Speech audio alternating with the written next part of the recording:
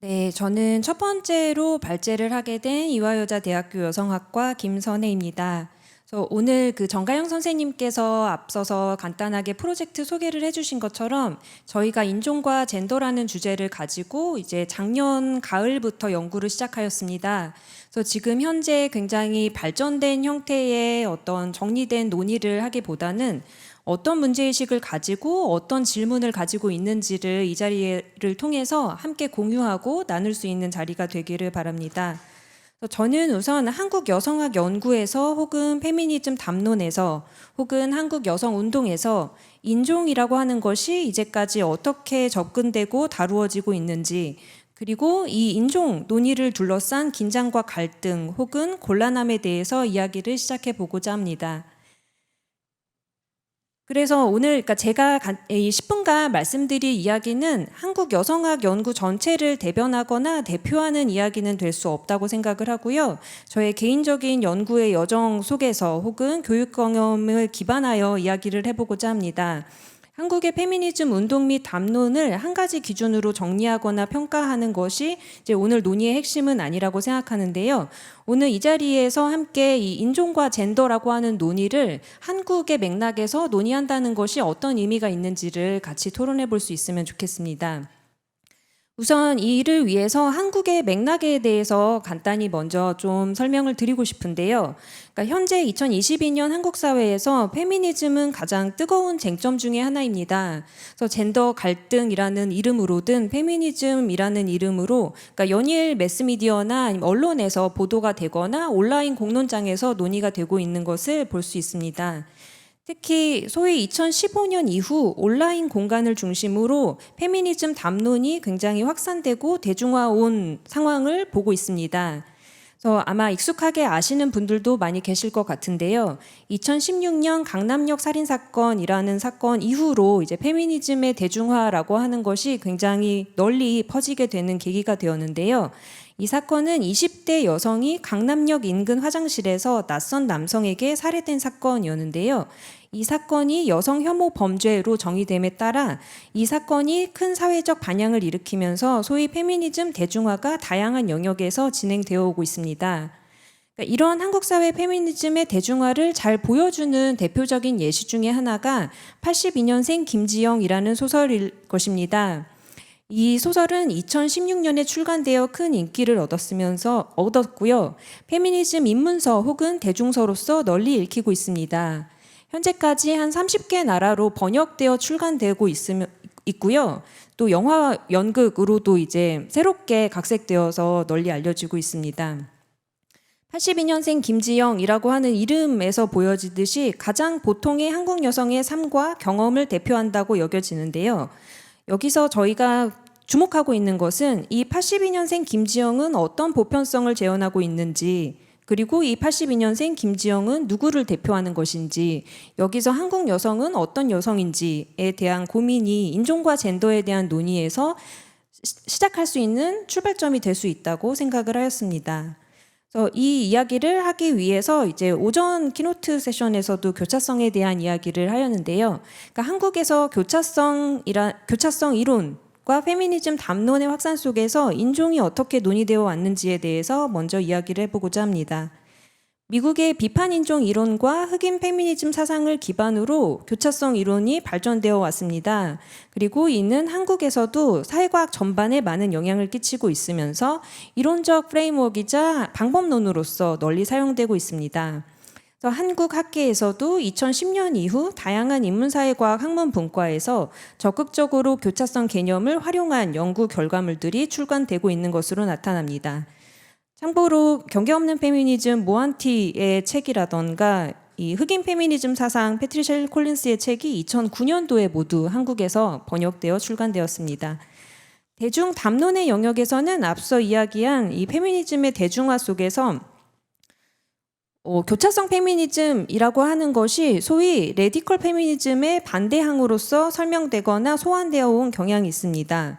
그러니까 그러니까 이것에 대해서 굉장히 복잡한 한국 사회의 맥락과 논쟁들이 있었기 때문에 이거를 다 설명드리기는 조금 어려울 것 같은데요. 굉장히 좀 단순한 설명 방식이기는 하지만 앞서 말씀드린 강남역 살인 사건 혹은 N번방 사건 역시 국제적으로도 보도가 많이 되었었는데요. 그러니까 텔레그램 등 메신저 앱을 이용해서 성착취 영상을 만들고 유포한 디지털 성범죄 사건으로 2020년에 이 한국 사회에 알려지면서 국가적으로 큰 문제가 되었습니다. 이러한 사건들을 비롯한 불법 촬영 및 디지털 성범죄가 굉장히 중요한 현재 한국 사회의 페미니즘 의제로 부상되는 과정에서 여성 안전 및 젠더 폭력의 문제가 가시화되었는데요.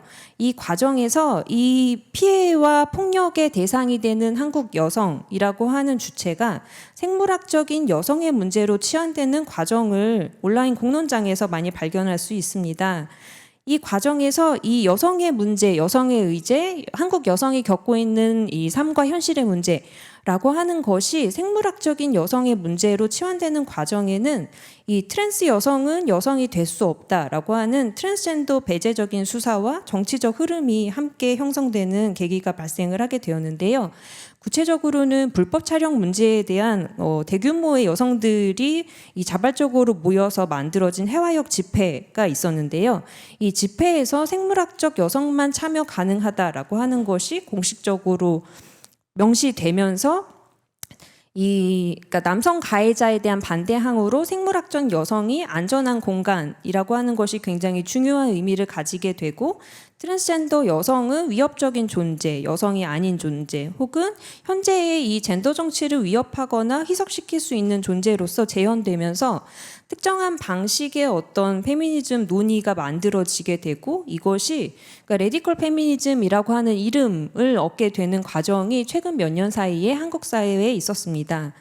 그랬을 때 이 다양한 논란과 논쟁들 속에서 트랜스젠더 포용적인 정치적인 입장이 교차성 페미니즘으로 이 반대로 생물학적 여성을 중심에 두는 정치적 입장이 레디컬 페미니즘으로 이해가 되거나 통용되는 경향성이 보여지고 있습니다.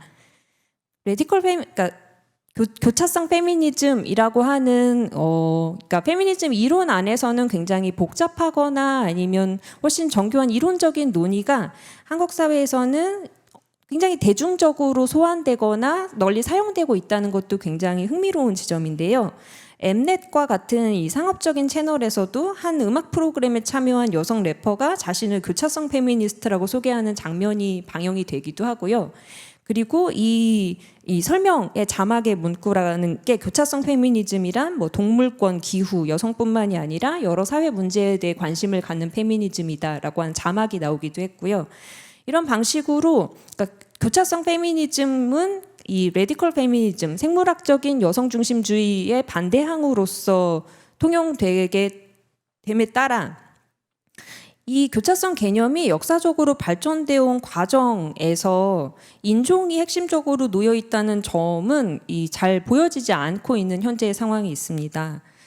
그래서 이 교차성 개념이 기존의 비판적인 인종 이론과 흑인 페미니즘 사상에서 역사적으로 발전되어 온 과정에는 이 흑인 여성이 여성으로서도 흑인으로서도 자신이 겪는 차별과 배제를 설명할 수 없는 공경 속에서 발전해 왔다는 점을 상기한다면 현재 통용되고 있는 한국에서의 교차성 페미니즘의 시각 혹은 입장으로 논의되는 여러 의제 속에서 인종의 문제는 왜 탈각되었는지 혹은 왜 비가시화되었는지 이것이 우연한 결과가 아니라면 어떻게 설명을 해야 되는지 인종 없는 교차성이라고 하는 것이 통용되고 있는 현재의 이 상황에서 무엇을 이야기해야 되는지라고 하는 것이 중요하게 던지고 싶은 질문 중에 하나였습니다. 또한 동시에 한국 여성학 연구 혹은 여성 정책, 여성 운동에서 이주와 이민이 이제까지 다루어진 방식에 대해서도 살펴볼 수 있는 지점이 많이 있습니다. 2000년대 이후 이주민의 증가로 인해서 단일 민족주의에 대한 비판적인 성찰이 다양한 방식으로 이루어졌고 관련 연구도 질적으로나 양적으로도 굉장히 증가했다고 평가할 수 있습니다. 하지만 소위 다문화 정책이라고 하는 것이 발전되어 온 과정에서 결혼 이주 여성 혹은 다문화 가족에 대한 정책적 지원 및 제도적 개선은 이루어져 왔지만 이 이들은 한국이 출신국이 아닌, 그러니까 다른 중국을 비롯한 다른 여러 아시아 국가에서 온 여성들을 이 가부장적인 한국의 가족 질서에 편입시키고자 하는 국가적인 목적으로 많이 시행되어 온 경향이 있고요. 또 여성 정책과 다문화 정책의 관계는 여성 정책의 하위 분과의 하나로 결혼 이주 정책이 위치하는 것을 볼 수 있습니다. 그래서 예를 들면 이제 한국은 널리 알려진 대로 저출산이 굉장히 중요한 사회 의제가 되고 있는 국가인데요. 이 저출산 고령 사회 기본 계획이라고 하는 국가의 계획 속에서도 이 기존에는 이제 임신 출산을 지원하는 모성 건강이라고 하는 카테고리가 성재생산 건강이라고 변화하긴 하였지만 이 안에 뭐 임신 출산, 임신 중지, 난임, 성매개 감염, 뭐 기타 등등의 이 성재생산 건강과 관련된 여러 하위 분과들이 다 나열이 되고 거기에 덧붙여서 이제 이주 여성이라고 하는 카테고리가 만들어져 있음을 확인할 수 있습니다. 그래서 그러니까 이 이주 여성과 관련된 정책들은 굉장히 많이 증가한 것처럼 보이지만 이것은 일반 한국 여성의 여성 정책에 통합되기보다는 하위 범주로서만 다루어지고 있다라는 것을 보여주고요. 이를 통해서 여성학 연구에서도 여성이라는 이 집단은, 범주는, 존재는, 정체성은 어떻게 구성되는가, 그리고 어떻게 재현하고 표현할 것인가에 대한 고민은 굉장히 많이 심화되어 온 반면 한국 여성이라고 표현하거나 지칭할 때 그러니까 한국은 무엇을 의미하는지, 그러니까 여전히 비이주민 한국 여성, 한국에서 나고 자라고 부모가 한국인인 특정한 어떤 여성을 상상하고 있는 것인지, 그러니까 한국 여성은 어떤 여성인지에 대한 질문을 또 만들어내고 있습니다. 이런 상황에서 기존의 서구 중심적인 페미니즘의 인종 논의라고 하는 것이 한국 사회에서 어떤 의미가 있는지에 대해서도 묻게 되는데요. 여성학을 비롯한 이 페미니즘과 관련된 수업에서 그러니까 많은 학생들을 비롯해서 많은 이들이 그러니까 퀴어 섹슈얼리티 등의 이슈와 관련된 저작이라면 그 글의 시대적 국가적 배경과 상관없이 훨씬 더 많은 연결점과 시사점을 찾아내는 반면 인종과 관련된 저작들에 대해서는 거리두기 혹은 현재의 한국 사회를 설명하는 데 직접적인 관련성이 없는 문제로 여겨오는 경향이 있습니다. 예, 이게 뭐 한국의 모든 수업에서 그렇다고 얘기하기는 어려울 것 같기는 한데요. 그러니까 예를 들면 뭐 주디스 버틀러 같은 경우에는 한국의 다양한 젠더 이슈를 해석하는데 뭐 사비운동, 탈코르셋, 기타 등등 여러 이 현황들을 설명하는데 필요한 이론으로서 소환되지만 패트리샤 힐 콜린스는 미국의 이론으로 이해되는 경향이 있습니다. 그래서 인종과 젠더에 대한 다양한 논의들을 읽고 토론하지만 이게 우리의 문제로 받아들여지지 않고 인종이라고 이제 레이스라고 나와 있는 저작들은 흑인과 백인의 문제로 여겨지기 때문에 이것은 지금 한국 우리의 문제는 아니다라고 여겨지는 이런 경향성과 무관하지 않을 것입니다. 네, 또한 서구 중심적인 페미니즘 논의 안에서도 그러니까 트랜스내셔널 페미니즘 혹은 포스트 콜로니얼 페미니즘 논의에서도 동아시아 혹은 한국은 굉장히 모호한 위치성을 가지게 되는데요.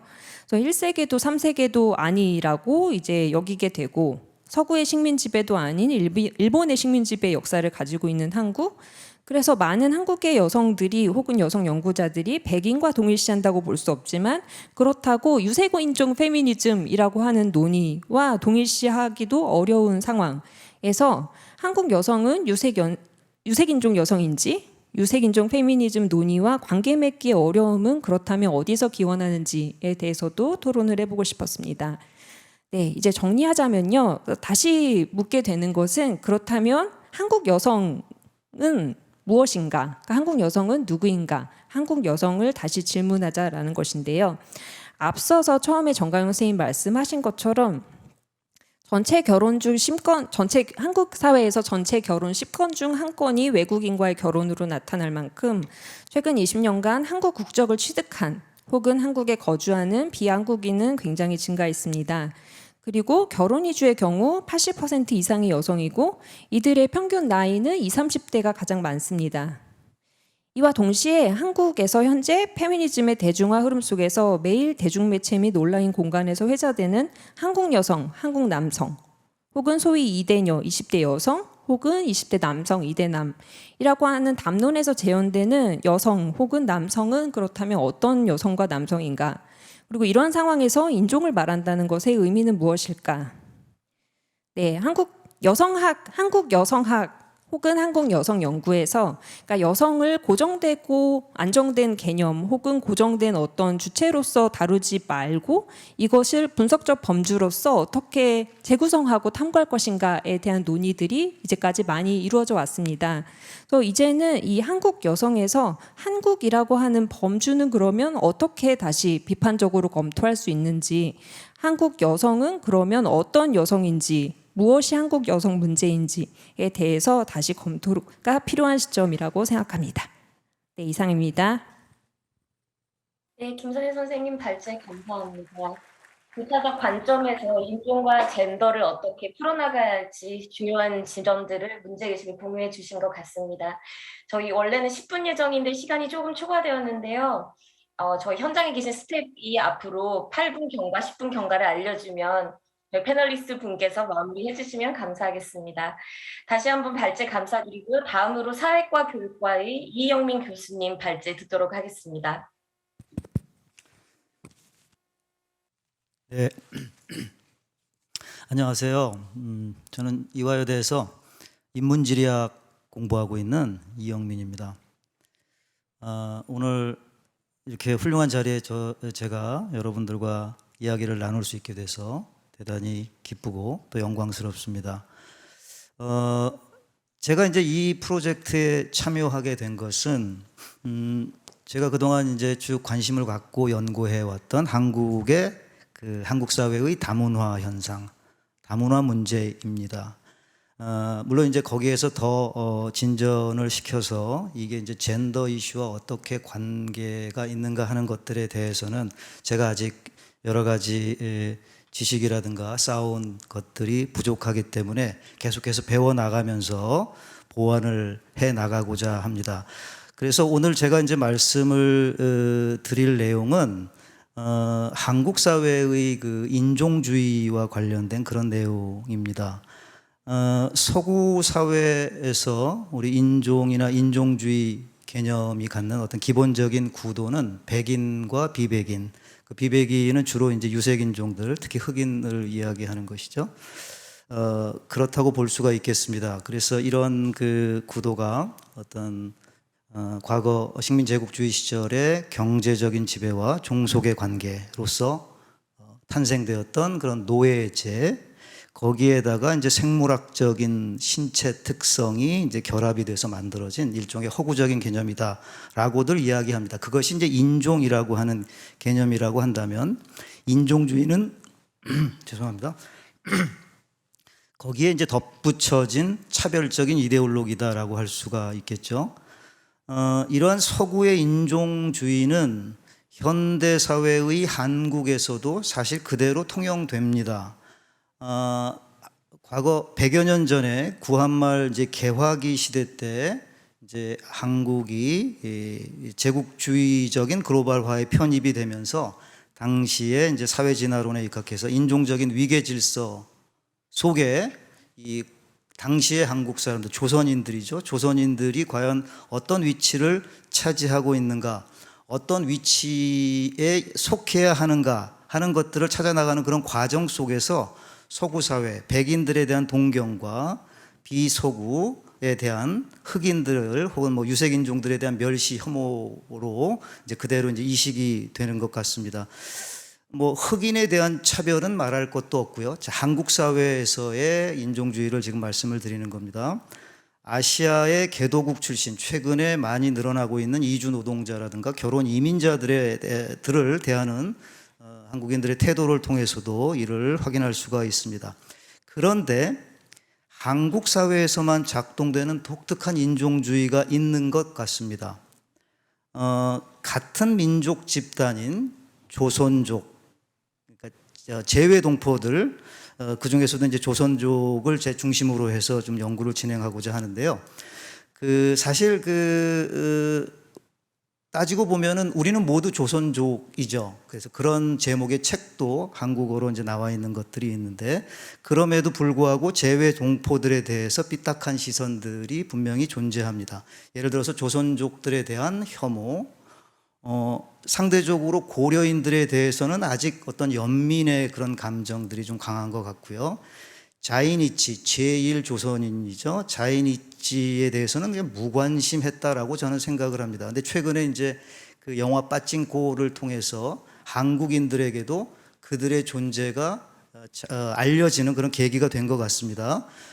반면에 재미동포들에 대해서는 어떤 질시의 감정, 질투와 시기의 감정이 동시에 또 작동을 하는 것 같습니다.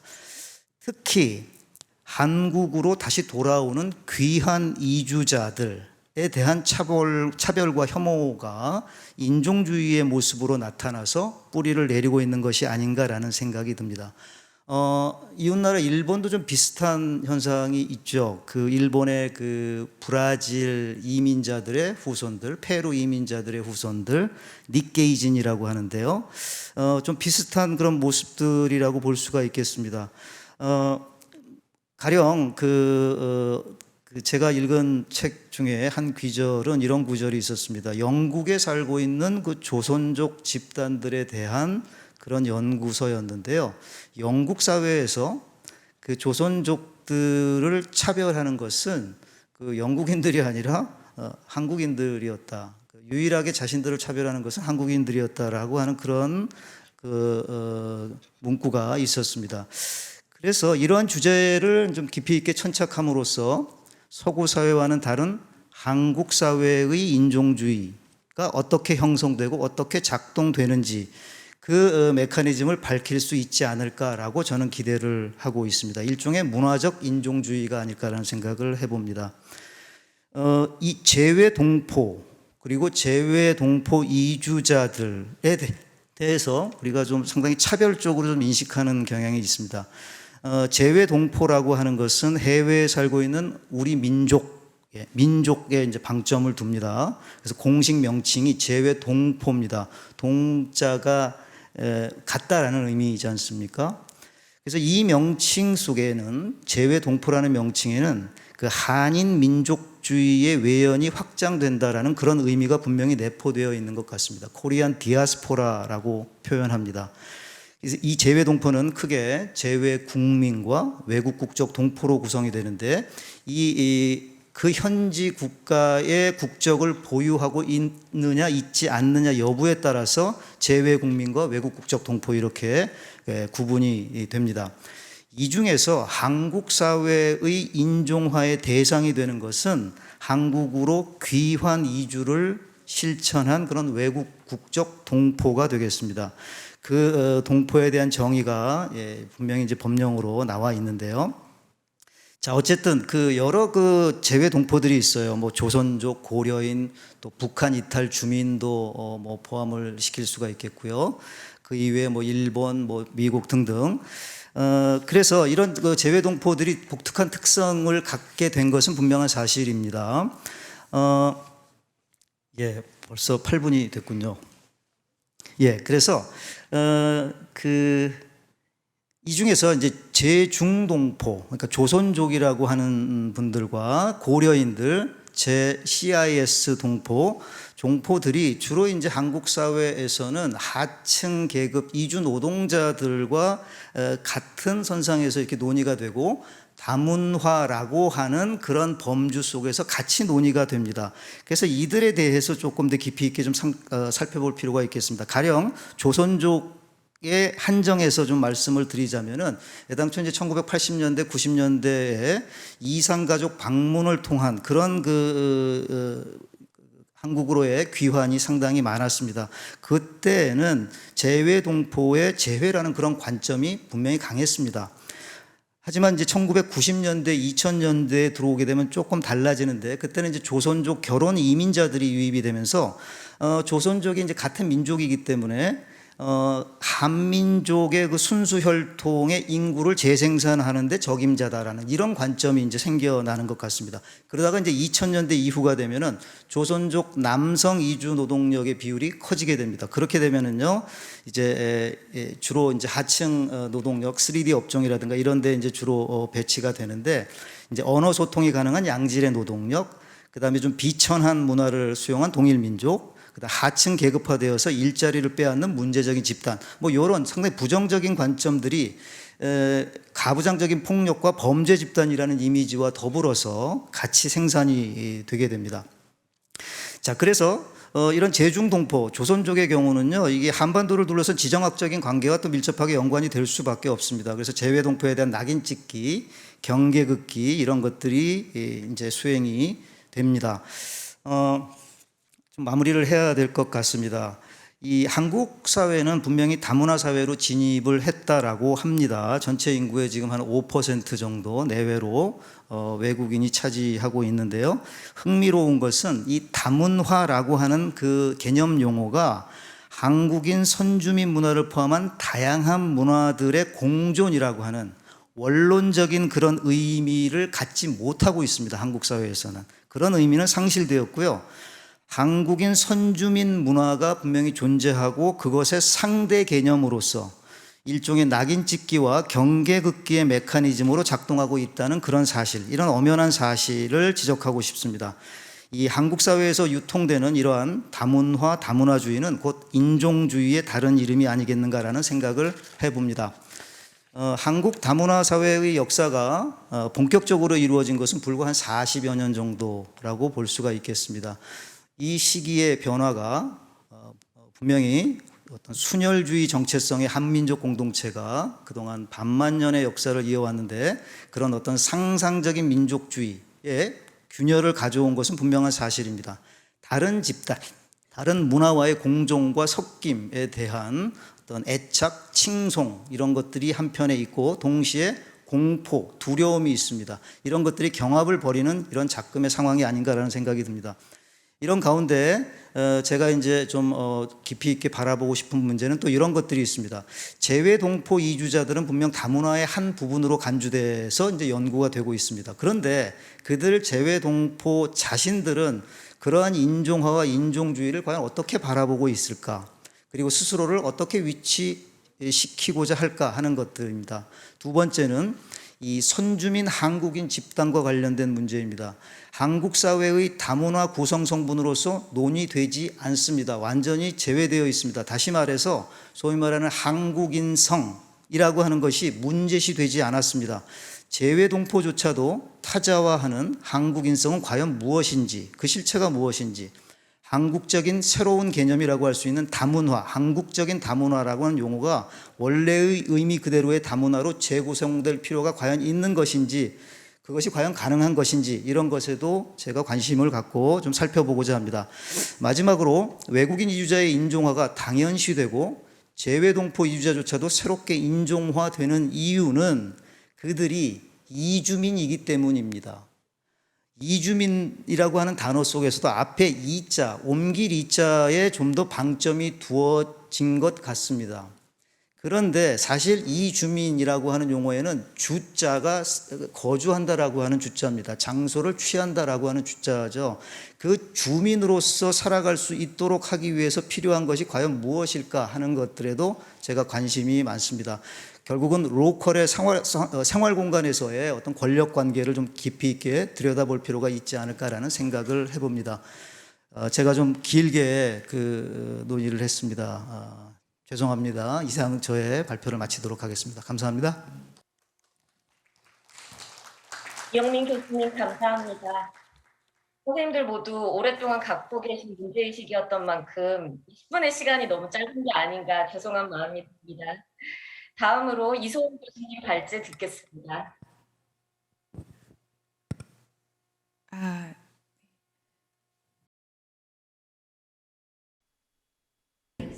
저는 오늘 아시아 연구에 있어서 인종 연구에 대해서 말씀을 드리겠습니다. 제가 연구를 해왔던 주제, 이제 민족에서 인종으로 그 연구의 중점 분야가 조금 바뀌어 나가고 있는데요. ACWS 프로젝트에서 저는 젠더 그리고 또 인종에 대한 연구를 진행하고 있는데요. 저는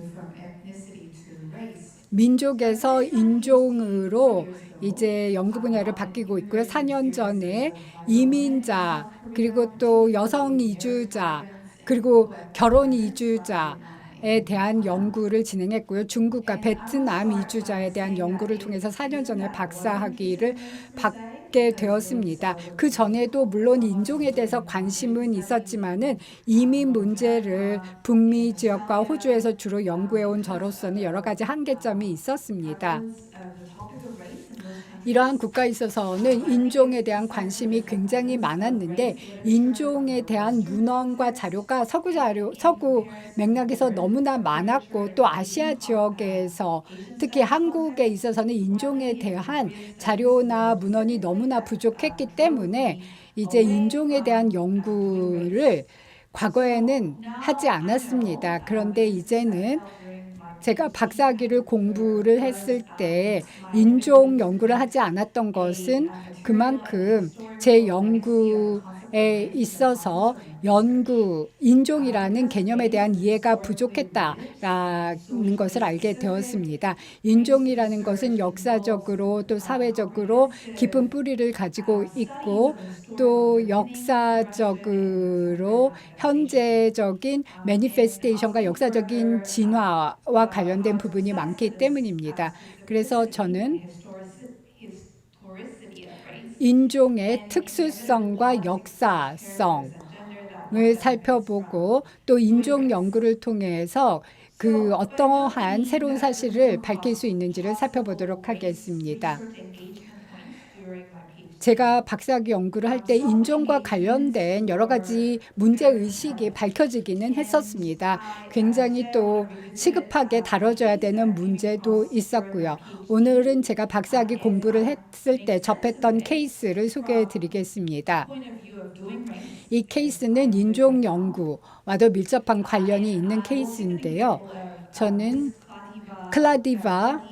클라디아 콜바노바 씨의 사례를 말씀을 드리겠습니다. 우즈벡에서 이민 온 결혼 이민자인데요. 여기 사진이 나와 있죠. 한국 이름은 구수진 씨입니다. 이 사진은 구수진 씨가 기자회견을 통해서 자신이 경험했던 인종차별 경험에 대해서 얘기하는 상황인데요. 2011년이니까 11년 전에 있었는데 11년 전에 있었던 사건이었습니다. 구수진 씨는 목욕탕을 가려고 하다가 인종차별적인 경험을 했습니다. 한국인들이 이제 공동 목욕탕에서 목욕을 하는 경우가 많이 있는데요. 이 사건은 부산시 초량동에서 일어났고요. 그녀는 외국인이라는 이유로 공중 목욕탕 입장을 거부당했습니다. 구수진 씨는 자신의 주민등록증을 보면서 나는 한국인이다. 우리 남편이 한국인이기 때문에 나도 한국 국적자다라고 주장을 했지만 목욕탕 주인은 외국인처럼 생겼다면서 외국인 입장 금지라는 사인을 보여주었습니다. 그리고 나중에 그 목욕탕 주인이 얘기하기를 다른 한국인들이 공중 목욕탕에 외국인이 오는 걸 싫어한다. 외국인들이 에이즈를 감염시킬까 봐 외국인들이 오기 시작하면 한국 고객들이 다 떨어져 나간다라고 얘기를 했습니다. 구수진 씨는 분노해서 기자회견을 열어서 이렇게 불쾌하고 분노스러운 차별 사태에 대해서 설명을 했습니다. 그리고 자신의 혼혈 아들을 위해서 혼혈 아들은 대한민국에서 살아가야 될 텐데 이러한 차별을 아들이 당할까 봐 이 사태를 공론하기로 했고 또 언론에서도 이 문제를 심도 있게 다뤘고 인권위원회 이 사건이 보고가 되었고 2달 전에 인권위원회는 지방정부와 또 그 목욕탕 주인에게 시정 조치를 내렸습니다. 그래서 목욕탕 주인에게 그 인종에 근거해서 특정 여성 손님을 거부할 수 없다라고 주장을 했습니다. 이 스토리가 뉴스에서 보도가 되었을 때 저는 굉장히 흥미를 느꼈고 나중에 이제 그 구수진 씨를 직접 인터뷰를 했고요. 또 이주민 기관과 같이 인터뷰를 했습니다. 그리고 그 공중 목욕탕이 위치하고 있던 초량동을 제가 직접 방문을 했습니다. 그 사건을 좀 더 심도 있게 살펴보면서 그 공중 목욕탕의 에이즈 확산이라는 이유로 외국인들의 입장 금지를 한 이유를 알게 되었습니다. 초량동은 그 항만 부산항 근처에 위치하고 있었고요. 그 지역은 초량동 텍사스로 지역 주민에게 알려져 있습니다. 텍사스는 한국에 있어서 위락지구로 알려져 있고요. 또 그 홍등가를 의미합니다. 그래서 과거에 이 지역은 차이나타운이라고 불렸는데 그것은 중국의 청나라 때 그 외교과가 있었고 또 그 중국 외교관들이 많이 드나드는 장소였는데 이제 냉전 시대에 중국인들의 발길이 이제 끊기면서 이 지역이 텍사스 타운으로 알려지게 되었고 미군들이 많이 드나드는 장소가 되었고 또 미국 해군이 정박을 했을 때 뭐 이렇게 홍등가에 웰컴 배너가 나타나기도 했습니다. 그리고 러시아 그 선원들이 1990년부터 이 지역에 자주 드나들기 시작했고요. 이 지역은 이제 동남아시아 지역에서 온 이주 노동자들이 2000년부터 많이 거주하고 있습니다. 그래서 구수진 씨가 입장 거부를 당했던 공중 목욕탕 근처에는 미군이라든지 러시아 선원 또 동남아시아 지역에서 온 노동자들이 자주 드나드는 위락가가 위치하고 있습니다. 그리고 구수진 씨가 결혼 이주자지만은 또 그 공중 목욕탕 입장에서 보면은 그 성매매 관련자로 보여질 수 있었던 것입니다. 그런데 한국의 인종과 관련된 관점에서 봤을 때 한국인은 그 서구 지역으로부터 우월 의식을 물려받았다고 할 수가 있습니다. 인권위원회에서는 그 영어 선생님을 모집하는 데 있어서 백인만을 모집하는 그 유치원에게 경고를 내렸고요. 동시에 또 러시아인들을 대한민국에서 대우하는 것을 보면은 또 그 피부색만이 유일한 차별 요소가 아니라는 것을 알 수가 있었고요. 인종과 젠더 그리고 원 country of origin 그리고 또 계급이 모두 교차적으로 작용한다라는 것을 알 수 있었습니다. 러시아에서 온 그 섹스 워커 같은 경우가 또 그 많이 이 지역에 있고요. 또 두 번째로는 이 구수진 씨가 어머니이자 대한민국 국민의 귀화된 부인이었는데요. 그렇지만 초량 텍사스 타운의 이주 근로자들은 미디어의 관심을 받지 못했습니다. 그런데 구수진 씨가 11년 전에 이렇게 그 캠페인을 했을 때 이 지역에서 차별을 받던 이주 노동자들에 대한 부당한 대우가 다시 주목을 받기 시작했고요. 지난 10년 동안 물론 다문화에 대한 그리고 또 인종차별주의적인 외국인 혐오증이 많이 등장하게 되었고 또 우익 미디어에서 이런 것이 집중적으로 보도되기도 했습니다.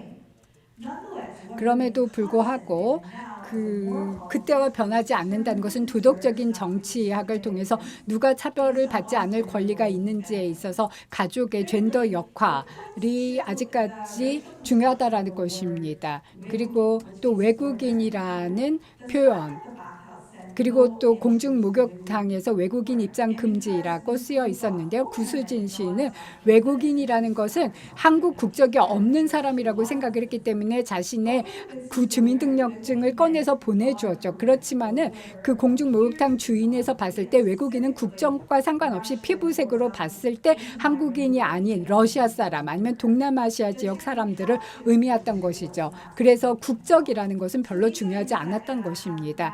그래서 이러한 인종 연구에 있어서 이러한 깨달음을 근거로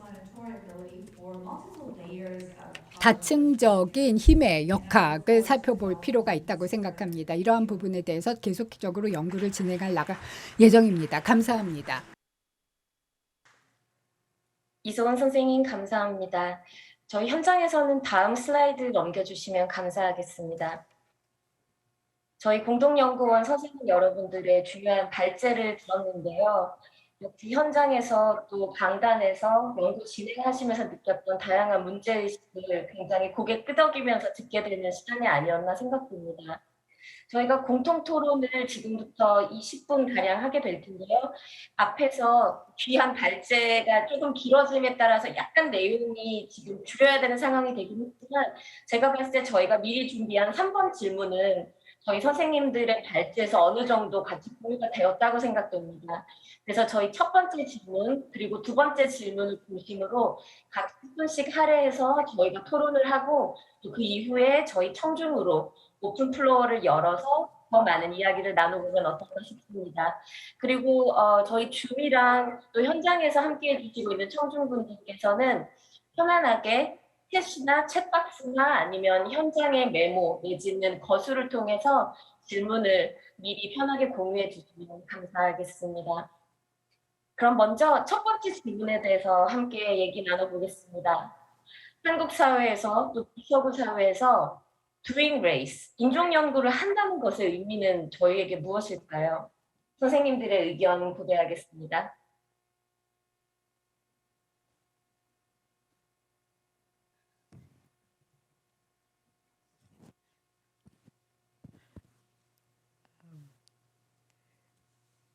선생님, 그냥 저희 다 세 명 다 얘기하는 건가요?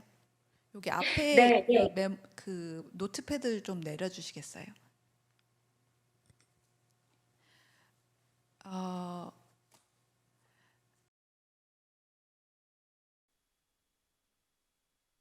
제 입장에서 설명드려 보겠습니다. 제가 먼저 시작하겠습니다. 왜냐하면 조금 전에요. 제가 인종 연구에 대해서 조금 전 설명을 드렸기 때문에 말씀드려 보겠습니다. 가장 큰 인종 연구, 그러니까 비서구 사회에서 인종 연구를 한다는 것은요. 서구라고 할 때 서구 개념이 상당히 광활합니다. 다양한 문헌도 있지만 유럽의 경우 혹은 뭐 호주는 물론 좀 다르긴 하겠지만요. 북미 지역 또 미국 지역 같은 경우에 있어서 우리가 만약 인종 연구를 한다라고 할 때는 비서구 사회에서의 안목은 상당히 다릅니다. 문헌마다 좀 다릅니다. 왜냐하면 대부분 인종 연구를 다루고 있는 문헌은 미국에서 많이 이루어지고 있기 때문입니다. 그런데요. 이 인종 연구 자체의 범주가 상당히 제한적이 될 수 있습니다. 글로벌 인종 연구라는 것은요. 특별 사례 연구 같은 것을 볼 때 물론 인종의 역사 또 미국의 맥락에서의 인종 역사 같은 걸 탐구하는 문헌은 많습니다. 하지만 포괄적인 역사를 다 다루지는 않습니다. 글로벌 차원에서 포괄적인 역사를 충분히 다루는 문헌은 없습니다. 예컨대 식민지주의의 영향이 인종에 어떻게 영향을 끼쳤는가 이런 연구는 많지가 않습니다. 제가 알기로는 약간 사일러 방식으로서 인종 연구가 이루어진 것으로 알고 있습니다. 뭐 중남미 연구 차원에서 부분적으로 이루어지지만요. 하지만 실제로 식민지 지배를 받은 사회에 대한 연구는 많지가 않습니다. 시급하게 우리에게 필요한 것은요. 식민지 지배를 받았던 사회에서 뭐 예를 들어서 아시아 국가들이 아시아 연구를 하는 분들이 서로 아프리카 사람들과 혹은 아프리카는 뭐 중남미 지역과 서로 대화를 하면서 공동 연구를 할 필요가 있습니다. 협업 연구가 필요하다는 것이 제 뜻입니다. 제 입장에서는요. 인종 연구를 한국 사회에서 할 때 정말 필요한 것은 과거 역사를 참조할 수 있는 문헌이 너무 부족합니다. 좀 더 구체적으로 보면 뭐 일본의 식민지 지배가 한국 사회에서 인종 연구 차원에서 어떤 영향을 주는가 문헌을 찾아보기가 정말 힘듭니다.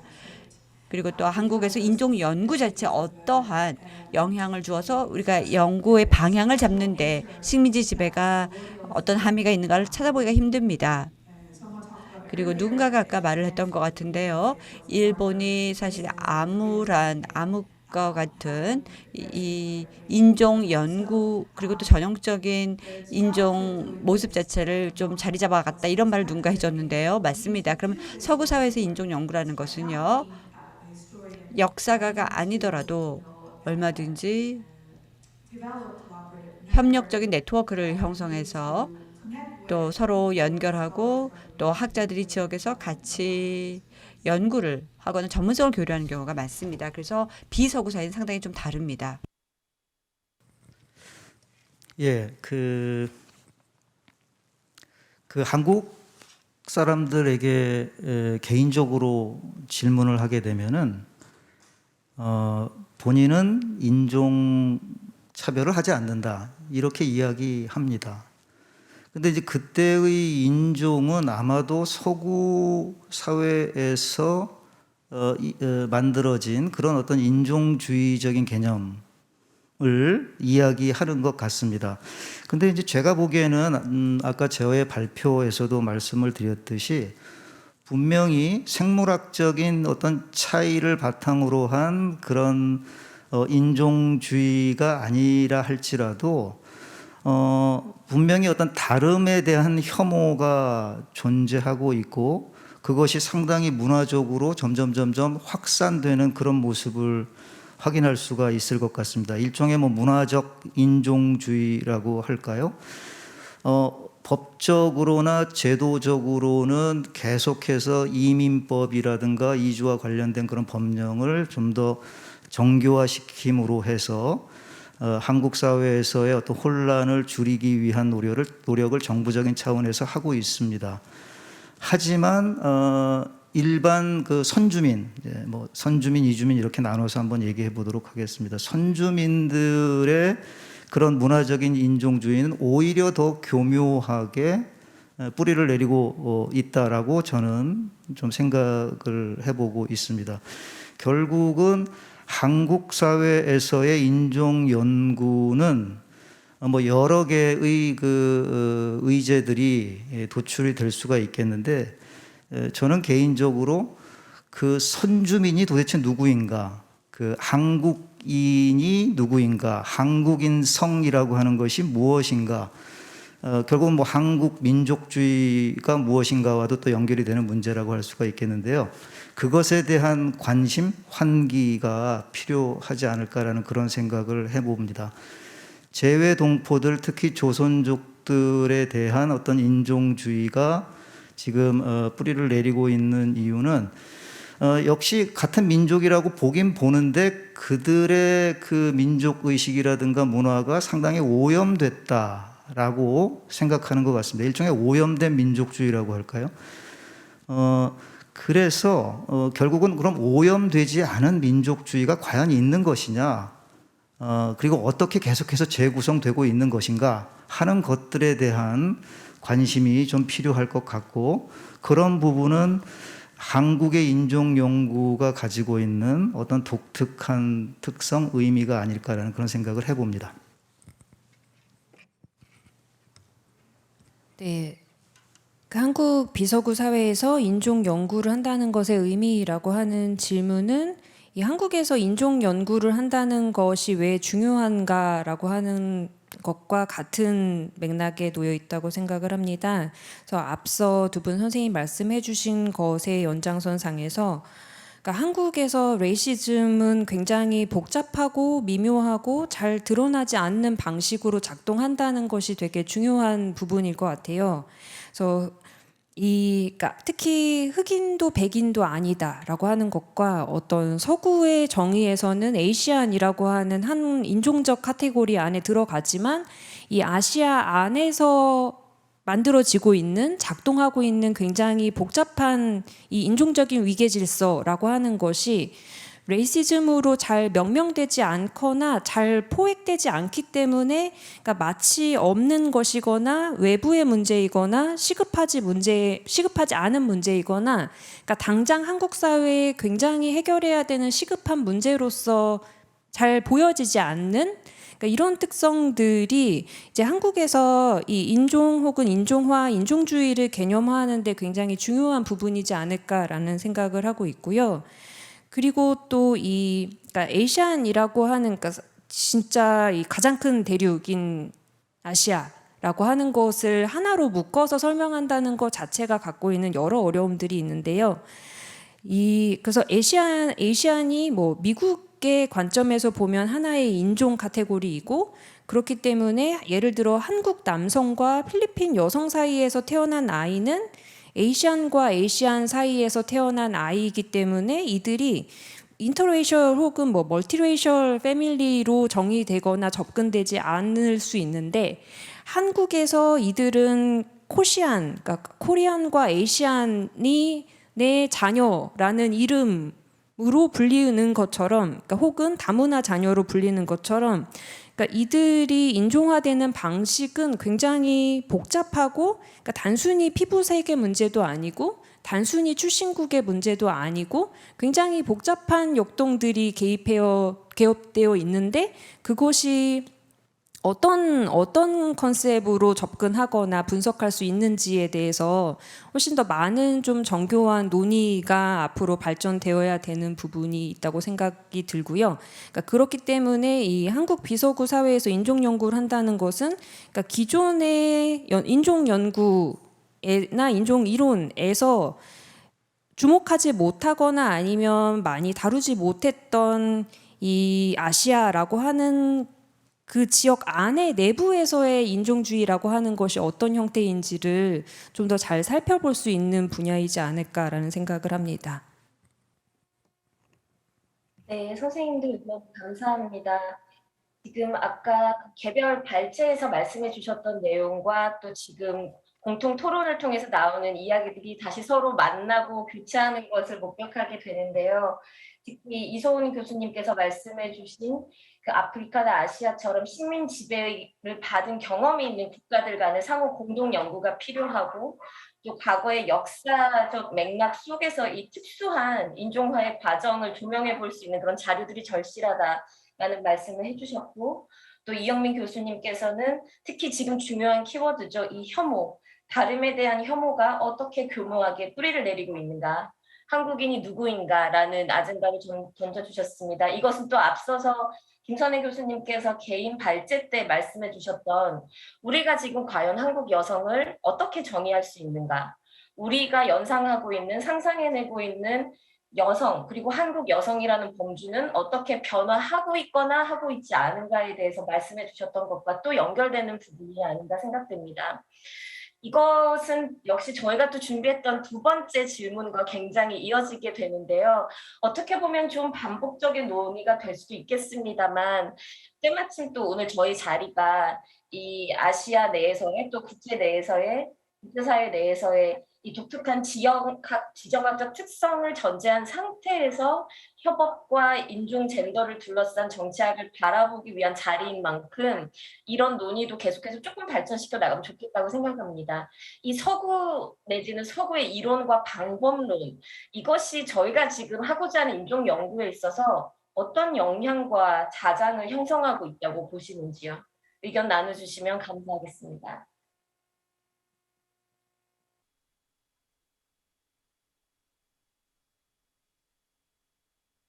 두 번째 질문은요.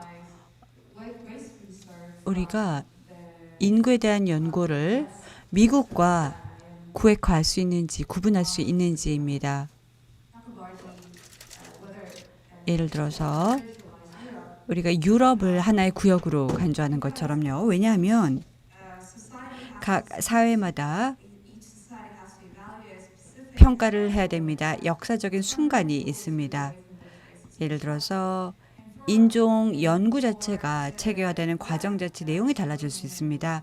미국의 경우는 인종에 대한 이론이나 방법론 연구를 뭐 내전이나 뭐 이런 식으로서 남북 전쟁이나 이런 식으로서 정의하고 있고 또 각 국가나 사회마다 지역에 따라서 다르게 구분할 수 있기 때문입니다.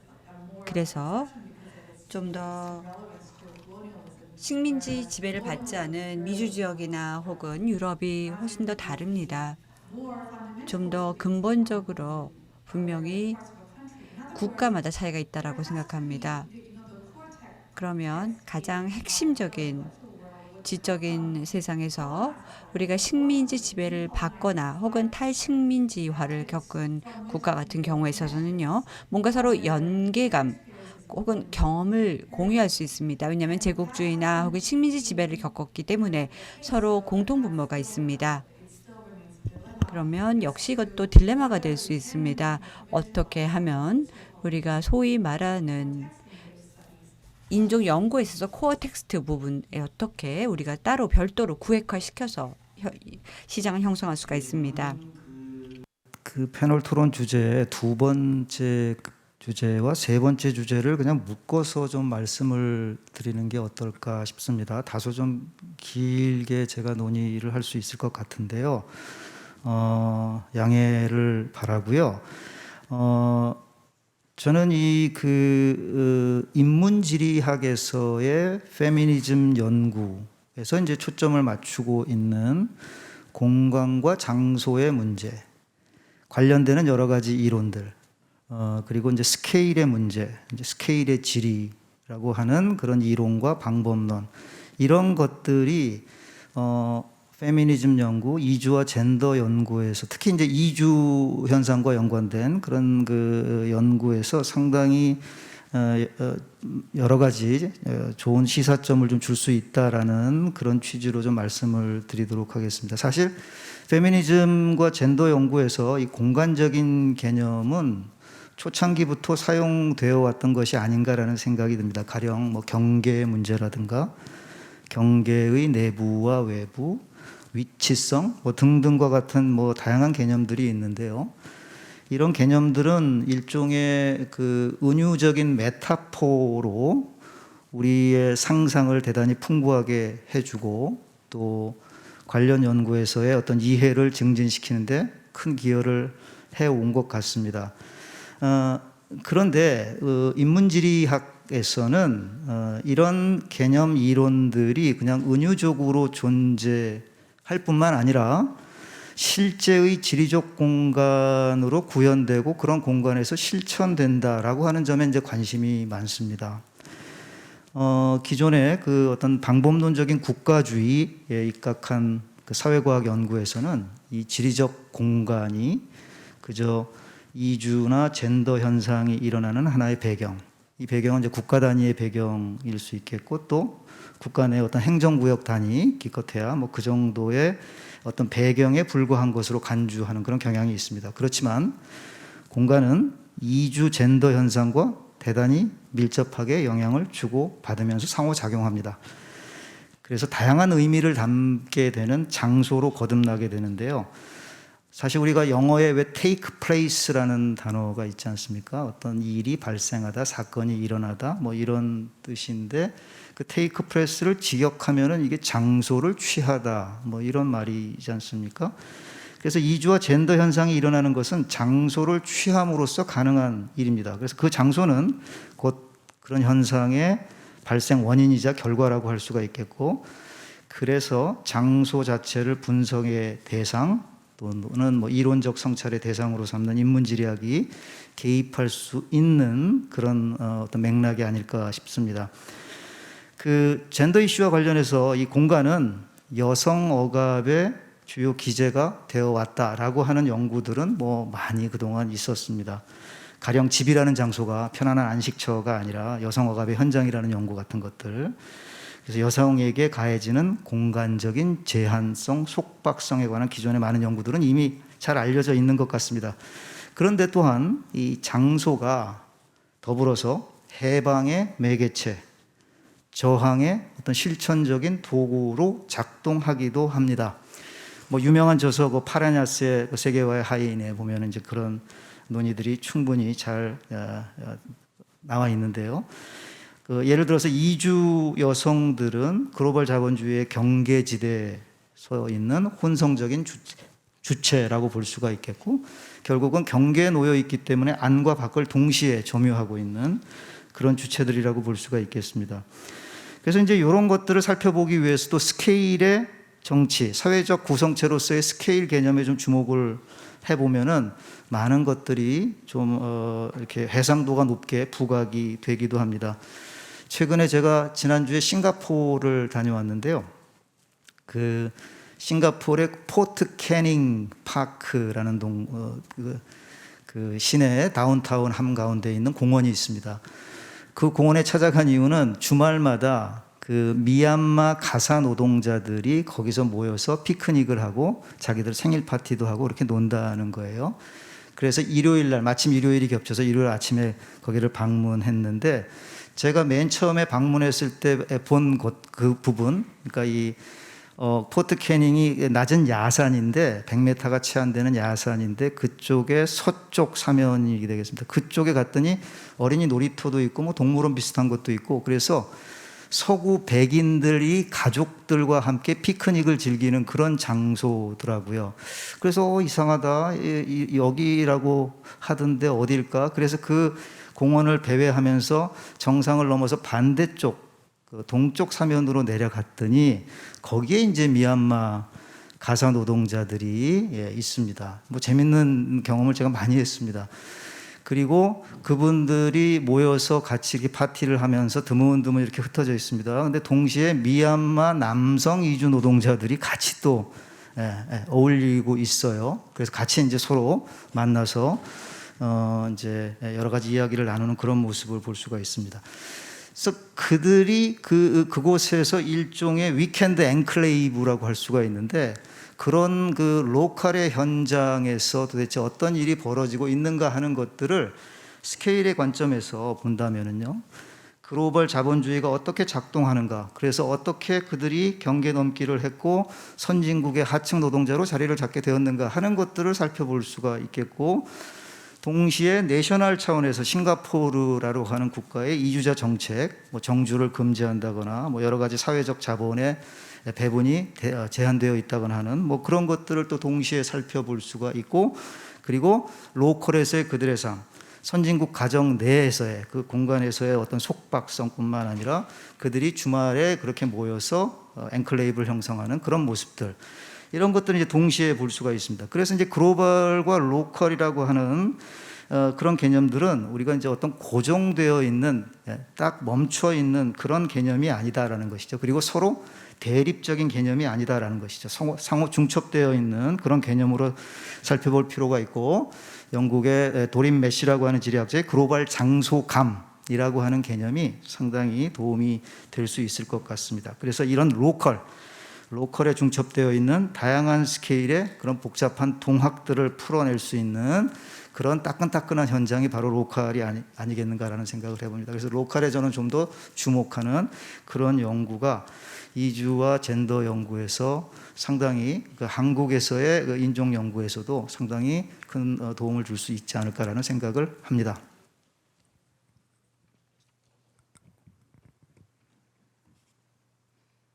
네, 인종 연구에 있어서 그러니까 한국 비서구 사회에서 인종 연구에 있어서 서구의 이론과 방법론이 어떤 영향과 자장을 형성하고 있는가에 대해서 이야기를 하고 있는데요.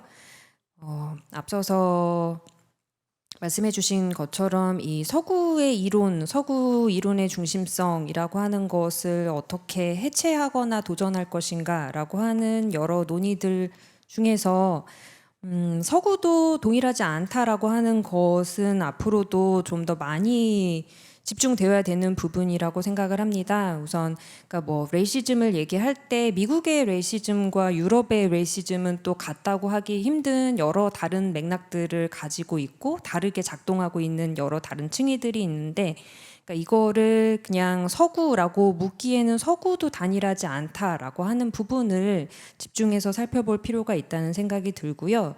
그리고 더불어 현 시점에서 그러니까 인종과 관련된 담론들이 그러니까 과연 서구에서 아시아로 일방향으로만 흐르는 것인가에 대해서도 함께 고민을 해볼 필요가 있다는 생각이 듭니다. 그래서 저의 개인적인 연구 주제이기도 한데요. 저는 이 재생산 기술, 뭐 생식세포라던가 아니면 대리모와 관련된 이 전지구적인 시장이 어떤 식으로 형성되고 움직이고 있는지에 관심을 가지고 있는데요. 그래서 예를 들어 이 서구 백인이 뭐 아시아의 인도나 뭐 다른 나라에 그러니까 생식세포를 구매하기 위해서 뭐 인도의 난자 시장에서 난자를 구매하기 위해서 방문할 때에 작동하는 인종이라고 하는 개념이 이 서구에서 갖고 있던 인종 개념과 이 로컬에서 갖고 있는 인종 개념이 다르기 때문에 발생하는 여러 긴장과 갈등이 있고 또 이 마켓 자체가 굉장히 세계화됨에 따라서 의사들이나 뭐 에이전시들이 굉장히 어떤 서구 중심적인 인종 개념을 차용해 오기도 하고 로컬의 인종 개념이 다시 재반영되어서 이 백인 소비자가 이 인종이라고 하는 카테고리를 새롭게 상상해 내기도 하는 뭐 이런 현재 다양한 영역에서 발생하고 있는 여러 인종 담론이 어떤 방식으로 이동하거나 뭐 전유되거나 재구축되고 있는지에 대해서도 앞으로 좀 더 탐구를 많이 할 수 있지 않을까라는 생각을 하고 있습니다. 네, 감사합니다. 선생님 세 분께서 나눠주신 의견들이 굉장히 많은 영감을 주시는 것 같습니다. 예를 들면 이소은 교수님께서 말씀해주신 그런 미국을 중심으로 형성되어 있는 인종화 이론과 우리가 어떻게 구획을 지을 것인지에 대한 딜레마가 역시 있고 또 이영민 선생님과 김선혜 선생님께서 말씀해 주셨던 것처럼 서구가 아닌 소위 말하는 비서구 사회 내에서 일어나는 이 다양한 인종의 역학들 예를 들면 싱가포르에 있는 미얀마 여성 이주자들이 어떻게 이런 거대한 캐피털리즘 또 민족주의의 역파 속에서 새로운 하위 주체로 싱가포르에서 새롭게 위치 지어지는가의 문제 또 김선혜 교수님 말씀해 주신 것처럼 이 아시아 내의 구매자들이 비서구 사회, 그러니까 아시아의 다른 생식세포 공여자를 대하는 그들을 인종화하고 타자화하는 방식에서 나타나는 또 굉장히 독특하고 교묘한 인종화들 같은 현상들을 저희가 세심하게 포착해내어야 하는 때가 아닌가 싶습니다. 저희 이제는 이 플로어로 질문을 열어서 방금까지 진행했던 이야기들을 조금 더 확장해 볼 텐데요. 저희 줌이랑 또 현장에 계신 청중분들께 다시 한번 적극적인 질문과 참여 부탁드립니다. 먼저 제가 줌을 통해서 저희 올리비아 루타지부아 박사님께서 질문을 먼저 나눠주셨는데요. 제가 이것을 공유하도록 하겠습니다. 질문을 제가 짧게 요약해서 공유해 드리도록 하겠습니다. 루타지부아 교수님의 질문은 먼저 굉장히 영감을 주는 이 프레젠테이션에 대해서 굉장히 감사하다는 말씀을 하셨고요. 그리고 사람들의 이동, 이주, 그리고 소속감, 어디에 소속되는가, sense of belonging의 내용들이 굉장히 어떻게 인종주의와 엮여서 다양한 실천들과 이해를 만들어내고 있는지에 관해서 관심이 있다고 공유해 주셨습니다. 특히 오늘 발제를 들으면서 이 민족, 그러니까 에스니시티라는 것의 역할 혹은 이것의 역할 없음에 대해서 굉장히 관심을 갖게 되셨다고 하셨고요. 그리고 누군가가 한국으로 오는 것, coming, 오는 것 혹은 coming back, 아마 이영애 선생님께서 말씀해 주셨던 귀환의 이슈일 텐데 이런 것들이 이주 안에서 어떻게 다양한 자장을 만들어내는지도 굉장히 인상 깊게 들었다고 하셨습니다. 그래서 선생님께서 나눠주신 질문은 이 한국의 경험과 상황에 기반해 볼 때 저희 발제자 선생님들께서 보시기에 이 에트닉 코리안, 민족적으로 한국계인 그런 재외 동포들에 대한 레이시즘과 그리고 한국 내에 있는 흑인 혹은 기타 이주자들에 대한 사람들의 인종주의가 어떻게 다른 양상을 보이는지 궁금하다고 하셨어요. 아마 어떻게 보면 귀환 재외 동포에 대한 내용은 이영민 교수님께서 소개를 해주시기도 했는데 그에 비해서 한국에는 예를 들면 흑인들 아니면 다른 유색 이주자들에 대한 사람들의 반응 내지는 백인에 대한 것일 수도 있겠네요. 그런 것들이 어떻게 구별적으로 형성되고 있는지 말씀 나눠주시면 좋겠다고 하셨습니다. 루타지부아 선생님 다시 한번 질문 감사드립니다.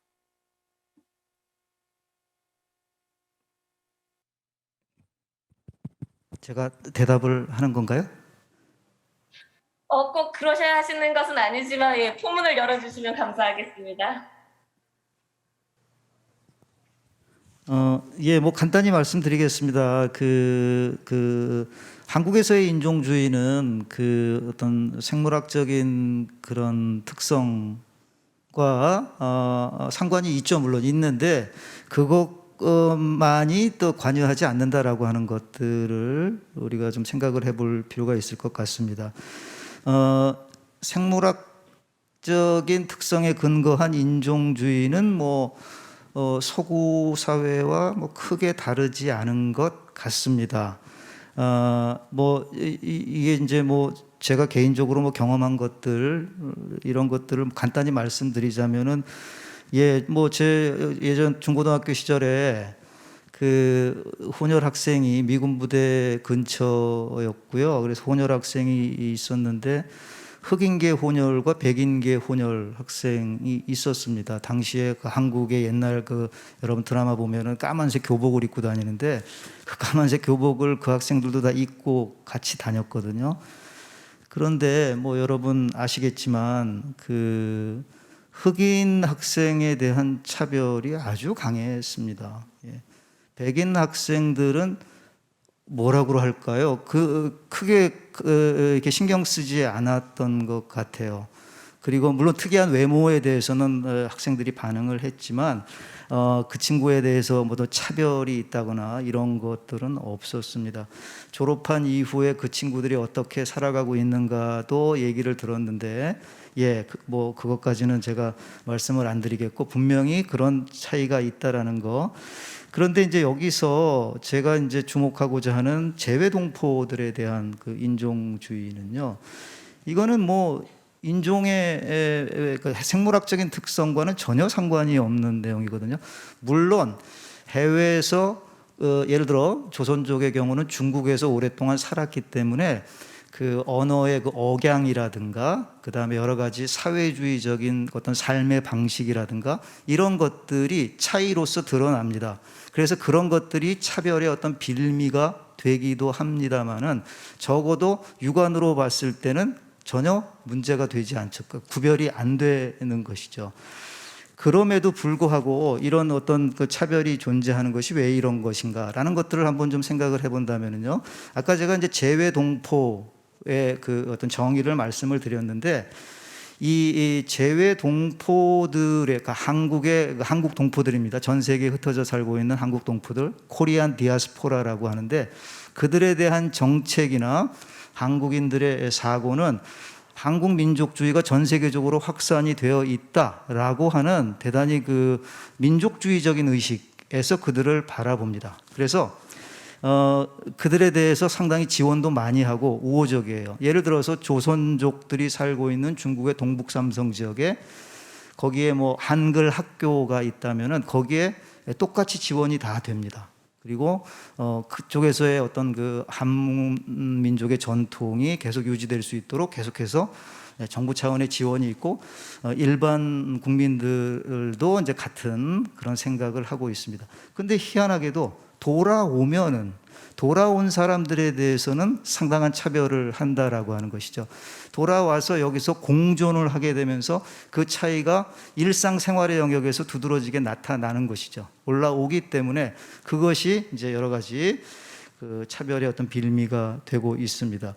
그래서 이런 독특한 인종주의가 아까도 제가 말씀드렸듯이 서구의 인종주의로는 좀 해석하기가 쉽지 않은 그런 대단히 독특한 한국적인 특성이 아닐까라는 그런 생각을 해봅니다.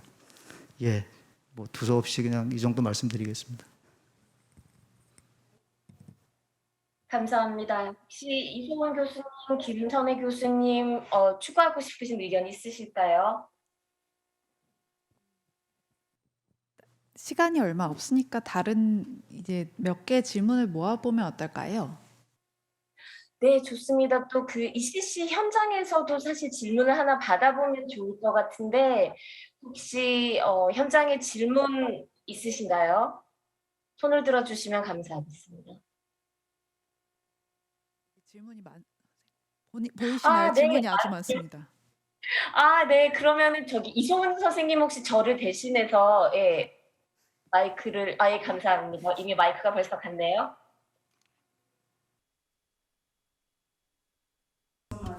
네, 감사합니다. 아주 훌륭한 패널 토론 감사드립니다. 저는 비아트리스 라포르고요. 그 박사학위 학생입니다. 먼저 교차성에 대한 레이어링을 페미니스트 이론으로 전개하는 것은 바람직하지 않다고 생각합니다. 여기에 인종적인 측면, 이름을 어떻게 발음을 하나요? 네. 지금 발표하신 분께서 민족성을 연구에서 제외하셨다고 말씀하셨는데요. 아시아에서 온 사람들만 연구를 하셨던 것 같은데요. 아프리카에 오신다면은 인종을 아니면 민족성을 인종성과 서로 떨어뜨릴 수가 없습니다. 아프리카는 흑인이라는 인종 내에서 서로 다른 언어와 문화를 가지고 있기 때문입니다. 그래서 인종을 제외하고는 연구가 불가능합니다. 그래서 미국의 측면에서 본 인종, 그러니까 흑인, 백인의 구분이 있겠지만 그것을 초월하면은 인종이라는 것은 더 이상 흑인과 백인의 구분 이상의 의미를 가지게 됩니다. 그래서 제 질문은 김 교수님께 드리는 질문인데요. 김 교수님께서 발표를 하실 때 바이섹슈얼과 성적 차별, 성희롱에 대해서 말씀을 해 주셨는데 제가 드리고 싶은 질문은 한국의 여성들은 이제 남성과 동일하게 정치적 권한을 가지고 있습니다. 그런데 한국 여성이 남성과 대비해서 어떤 지위를 가지고 있을까요? 또 한국 여인들 사이에서, 한국 여성들 사이에서는 어떤 차이가 있을까요? 그리고 한국의 여성들이 대우를 받는 데 있어서 계층에 따라서 다른 점은 없을까요? 그리고 또 장애가 있는 여성들도 모두 똑같이 장애가 없는 사람과 똑같이 대우를 받나요? 고등교육을 받은 한국 여성, 그렇지 못한 여성은 한국 사회에서 어떤 차별을 받을 수 있을까요? 그리고 이 교수님께서 또 말씀을 해주셨을 때 한국의 레이시즘에 대해서 설명을 해주시면서 그 한국 원주민에 의한 차별에 집중을 해서 말씀을 해주셨습니다. 선주민에 의한 차별에 대해서 말씀을 해주셨는데요.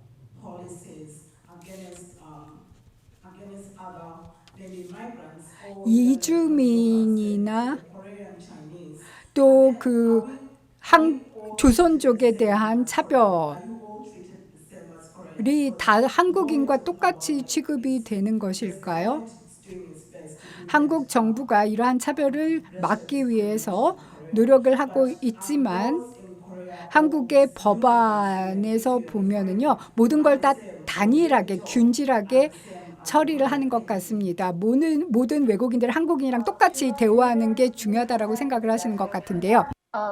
중요한 질문 감사드립니다. 저희 감사하게도 플로어에서 질문이 많이 있는 것 같아서 질문을 몇 분 더 들어보고 그 다음에 발제자 선생님들께서 모아서 답해 주시면 어떨까 싶습니다.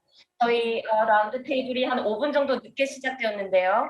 괜찮으시다면 4시 45분까지 함께하는 것으로 하고 일단 주요한 질문들을, 귀한 질문들을 조금 더 들어보고 발제자 선생님께서 답해 드리도록 하겠습니다. 다음 질문 있으신 분 손 들어주시면 마이크를 전해드리겠습니다. 감사합니다. 감사합니다. 제 질문은요, 이 교수님께 드리겠습니다. 이소은 교수님. 먼저 발표 너무나 감사드립니다. 너무 많은 통찰력을 얻는 발표였습니다. 궁금한 게 하나 있습니다. 가능성이 뭐죠? 예를 들어서 한국에서 2세대, 3세대 어떻게 동화되는지 차세대에서 조선족과 관련돼서요. 이게 1세대 조선독에만 적용이 되는 것인지 아니면 2세대, 3세대에도 이러한 차별이 존재하는 것일까요?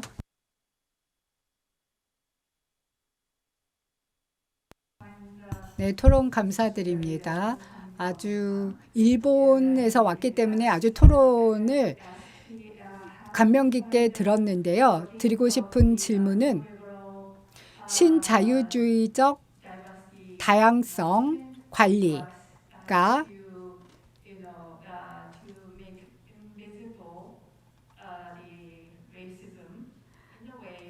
인종차별을 숨기거나 아니면 어떻게 보면 인종차별을 합법화시킨, 정당화시키는 측면은 없을까요? 예를 들면 일본 같은 경우에는 젊은 세대들이 한국 문화에 매료되는 경우가 많습니다. 그러나 동시에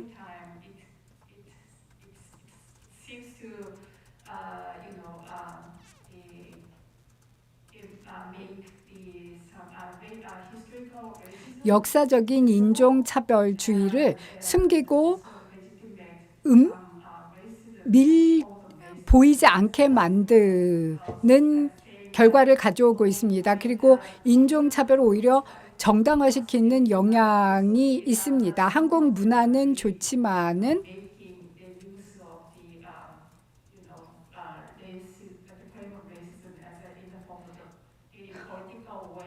인종차별을 정치적인 문제로 만들고자 하는 시도도 이루어지고 있어서 좀 이러한 종류의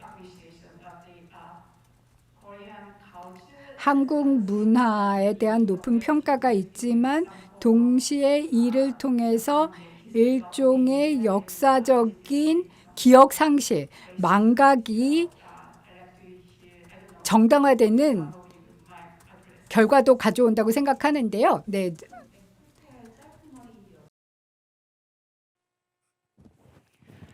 네, 안녕하세요. 저는 이화여대 여성학과에서 이번에 인도네시아와 한국 여성 농민에 관한 박사 논문을 쓴 김신효정이라고 합니다.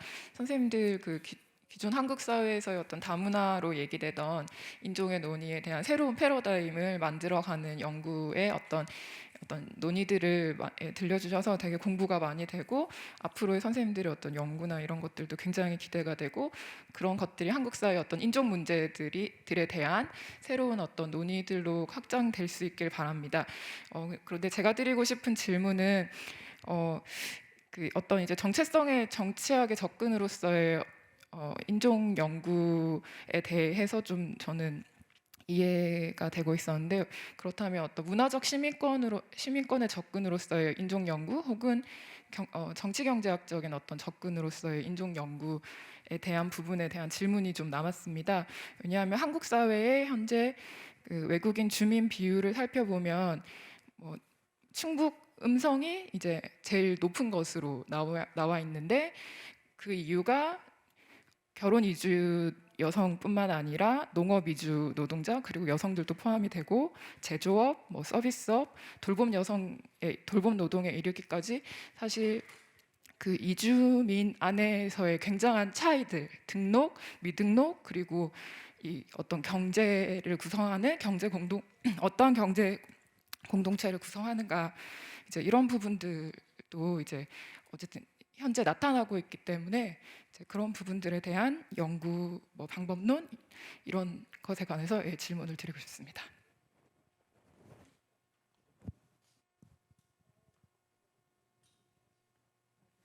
네, 감사합니다. 네. 안녕하십니까. 저는 리사 호고요. 런던 대학에서 왔고요. 아주 짧게 질문을 드리겠습니다. 대한민국에서의 차별, 특히 북한 탈북민에 대한 차별을 어떻게 설명하시겠습니까? 감사합니다.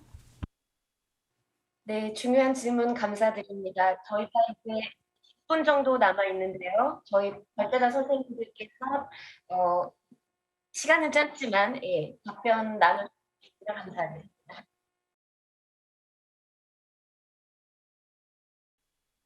질문 감사드립니다. 제가 채팅창도 한번 보겠는데요. 첫 번째 질문 그리고 마지막 질문. 이번 프로젝트에 관심 있는 거 먼저 말씀드리겠습니다. 역사의 연속성을 보면서요. 인종이 어떻게 연구되고 있는가 한번 보겠습니다. 정확하게 저희는 어떻게 이 인종 연구가 체계화되는지를 모릅니다. 그런데 체계화되는 과정으로서 인종 연구를 보게 된다면 역사적으로 사회적으로 문맥화되어 있습니다. 그리고 그냥 단순하게 예를 들어서 뭐 교차성, 흑인, 인종 연구에서 그냥 무조건 문맥을 갖고 올 수는 없습니다. 좀 더 사회적으로 구체적 내용이 필요하고 또 사회적인 연구도 필요하고 좀 더 많은 노력이 필요합니다. 그래서 프로젝트 팀에게 정말 감사하게 생각합니다. 많은 노력을 기울이고요. 또 역사와 사회 모든 것들을 교차성을 보면서 연구를 하고 있기 때문입니다. 그렇다면 한국이 어떻게 인종에 대한 연구를 시작하겠고 어떻게 현재 상황까지 영향을 주고 있는가? 그렇다면 저는 역사가는 아닙니다. 그래서 이 자리에 있는 다른 분들에게도 좀 의견을 구하고 싶고요. 그리고 또 다른 연구가들이 어떤 이니셔티브를 쥐고 있는지 제가 많이 참조를 하고 있습니다. 그래서 어떻게 이 연구와 관련된 문제를 해결할지 연구하고 있는데요. 그렇다면 우리가 과연 이 과거가 현재까지 연속될 때 그 함의는 무엇일까? 또 인종 연구를 할 때 우리가 얻을 수 있는 함의는 뭘까? 한국 연구, 아시아 연구, 또 비서구 연구라는 맥락에서 인종 연구는 어떤 의미를 갖고 있을까? 이런 것도 제가 좀 다루고 싶습니다. 제 생각으로는요. 우리가 뭐 한국은 특별한 경우야 이렇게 말하는 거 쉽습니다. 한국의 인종은 정말 특별해. 이렇게 말하는 거는 뭐 말도 안 되죠. 이해도 안 되지만 말하긴 쉽습니다. 그런데 한국인들은 그거 아세요? 조선족 특히 중국인들 북한 탈북자들에게 정말 인종차별합니다. 다른 인종이야 이렇게 생각합니다. 동일한 인종이거든요. 그런데 다르게 차별합니다. 왜 이렇게 할까요? 글쎄요. 저는 그래서 관심이 있습니다. 인종 연구에 대해서요. 좀 더 역사적인 맥락에서 사회 개발이라는 맥락에서 인종 연구를 하고 싶습니다. 식민지 지배 때부터 인종이라는 개념이 처음 대두됐었을 때부터 저는 보고 싶습니다. 그래서 답변을 해보겠습니다. 첫 번째 질문에 대해서요. 저는 절대로 인종주의를 배제하거나 버리고 싶은 것은 아닙니다. 단지 좀 더 어떤 그 설명적인 차원에서 인종 연구를 하고 싶습니다. 그래서 어떤 관계를 갖고 있는가 좀 더 보고 싶습니다. 그리고 또 이 권력과의 관계에서 어떤 내용이 있는지 좀 더 보고 싶습니다. 이렇게 해야지만 우리가 뭐 러시아 사람들도 역시 백인이잖아요. 그리고 또 미국 군대도 미국 군인들도 백인이잖아요. 그렇다면은 백인이라고 할 때는 어떤 층으로 구성이 되어 있는가? 북한 사람들, 한국 사람들, 인종은 또 뭘까? 또 한국계 중국인들, 조선족은 또 과연 도대체 뭘까? 이런 것들을 연구하고 싶습니다.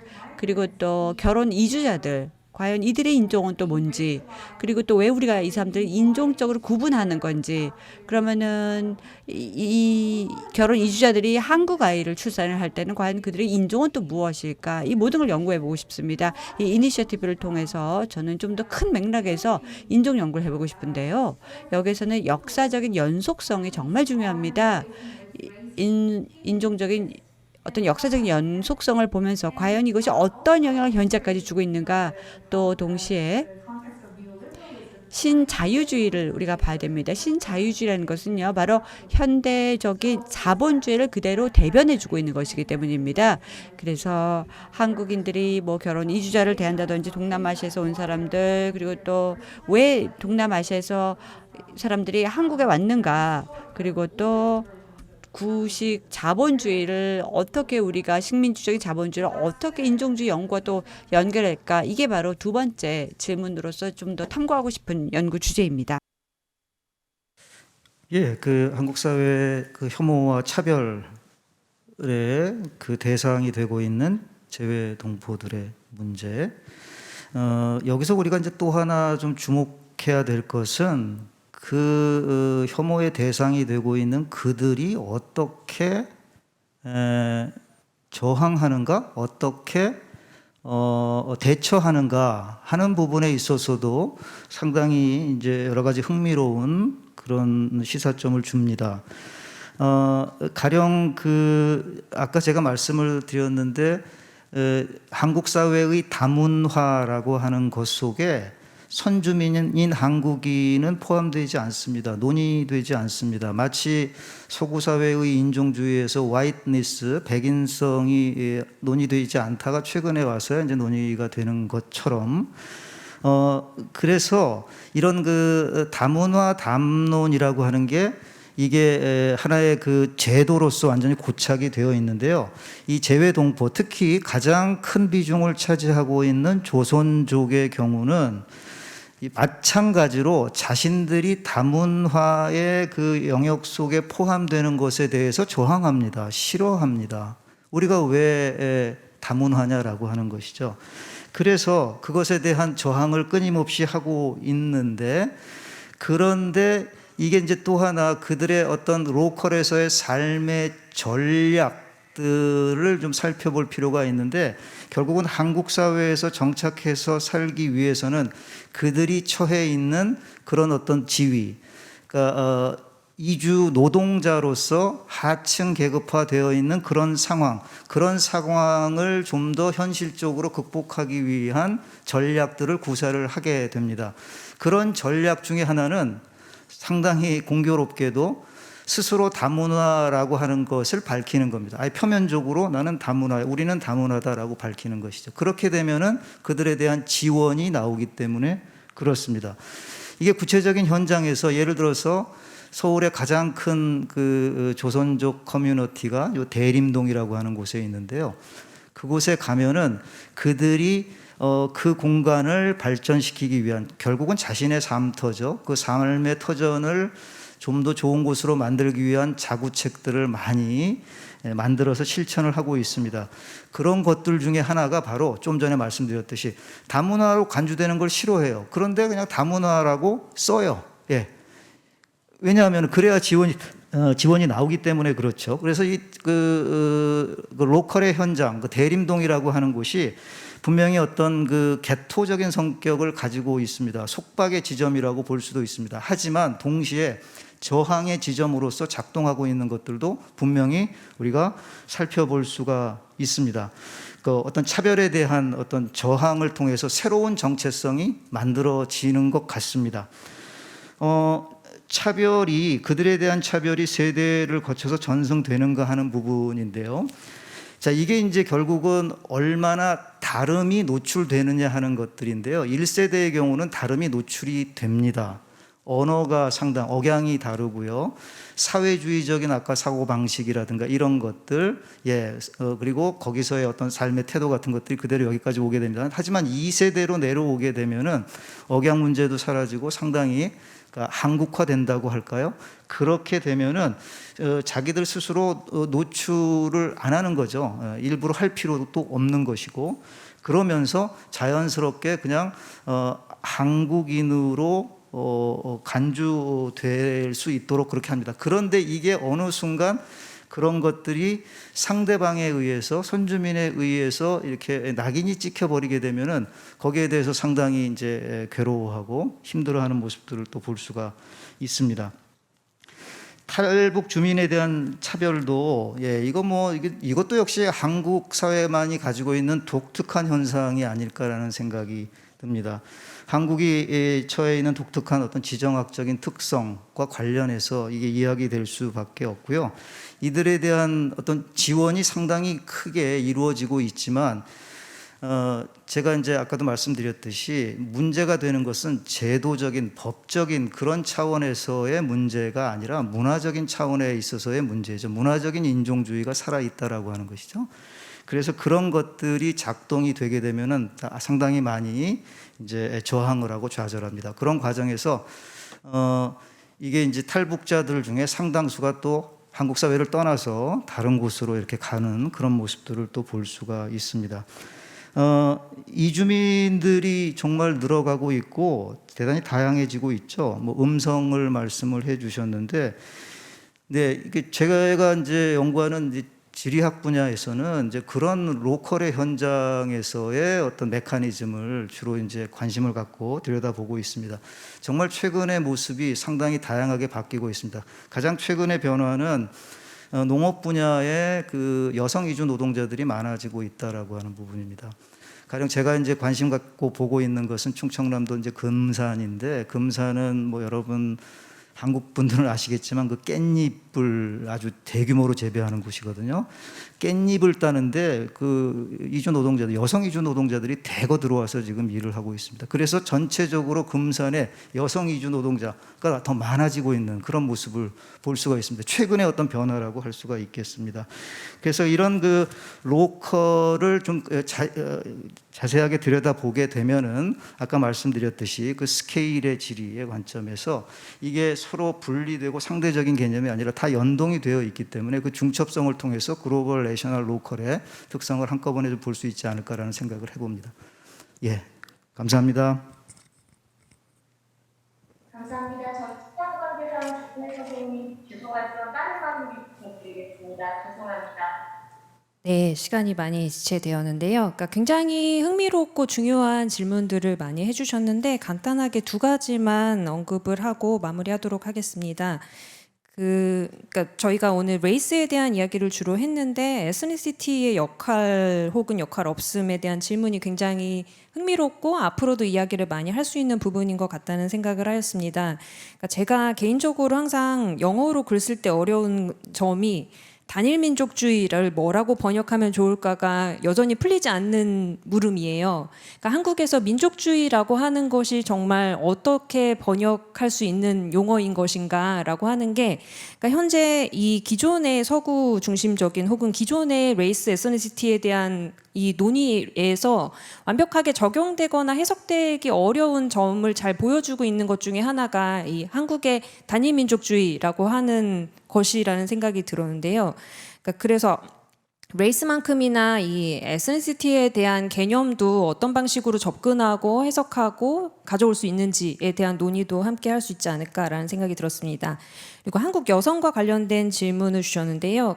제가 간단히 말씀드렸던 그 현재 한국에서 이 82년생 김지영이 어떤 하나의 아이콘으로 통용됐을 때 그러니까 이 김지영이라고 하는 인물은 미들 클래스, 그러니까 계급적으로도 중산층이고 대학 교육을 받았고 또 이 중산층 이성의 가족을 이루었고 그리고 장애가 있는 여성도 아닌 것이지요. 그러니까 그랬을 때 그러니까 이 현재 한국에서의 굉장히 페미니즘의 대중화 혹은 뭐 소위 페미니즘의 리부트라고도 불리우는 이 현재의 상황에서 이거를 그러니까 이주 여성의 시각으로 바라봤을 때 이거는 어떻게 다르게 접근되거나 해석될 수 있을까에 대해서 함께 생각을 해보자라고 하는 것이 이 여성학 혹은 젠더 연구에서 인종을 중심에 가져왔을 때 어떤 식으로 이 기존의 헤게모닉 한 담론을 어떤 방식으로 바꿀 수 있는지에 대한 질문이었다고 생각을 합니다.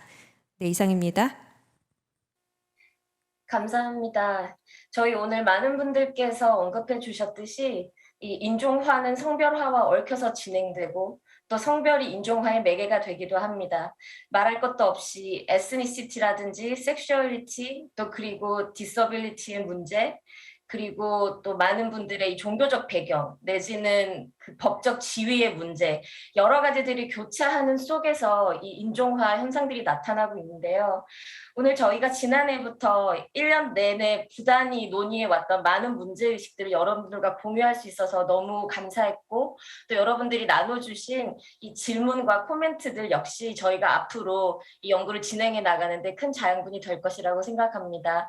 저희 지금 한국에서 그리고 다양한 지역과 다양한 배경의 저희 참여자 여러분들을 잇는 귀한 자리인데 오늘 이어지는 리셉션 자리에서 또 앞으로 총 3일 동안 진행되는 학회에서 많은 분들께서 서로 교류하시고 문제의식을 나누시면서 이 귀한 시간을 나누시면 좋겠습니다. 끝으로 저희가 했던 수많은 논의들은 결국은 우리가 살고 싶은 사회의 모습이 무엇인가 그것을 이루기 위해서 우리가 무엇을 해야 되고 어떤 개입과 실천을 해내야 하는가에 대한 질문이 될 것 같습니다.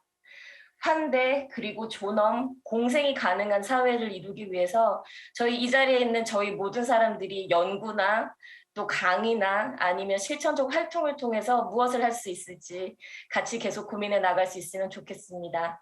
귀한 시간 내주신 청중분들, 발제자분들 또 주최 측에 감사의 말씀 드립니다. 좋은 저녁 되시길 빕니다. 감사합니다.